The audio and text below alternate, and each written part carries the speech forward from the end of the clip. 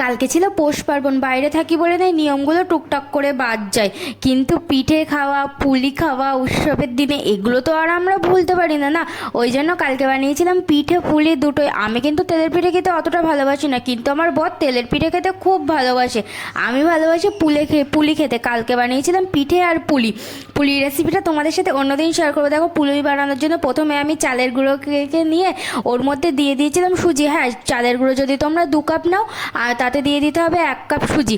আমি কিন্তু হাতা মেপে মেপে দিয়েছিলাম, তোমাদের অন্য কিছু থেকে থাকলে তোমরা অন্য কিছু মেপে মেপে দিতে পারো। আর ওতে দিয়ে দিয়েছিলাম আমি চিনিগুলো পেস্ট করে নিয়েছিলাম, নইলে একটু খিচখিচ মতন থাকতে পারে, তো ওই জন্য আমি পেস্ট করে নিয়েছিলাম। আর দুধ দিয়ে ভালো করে ঘুলে খানিকক্ষণের জন্য রেস্টিংয়ে রেখে দিয়েছিলাম। রেস্টিং শেষে তারপরে দেখি দুধ ঘন হয়ে গেছে। তারপরে আবার ভালো করে দুধ দিয়ে গুলে কড়াইয়ে তেল গরম হয়ে দিয়ে দিলাম পিঠেগুলো। ও মা, কি সুন্দর সুন্দর ফুলছে দেখো পিঠেগুলো, দেখে মনে হচ্ছে এক্ষুনি পিঠের ওপর ঝাঁপিয়ে পড়ি। চলো টাটা।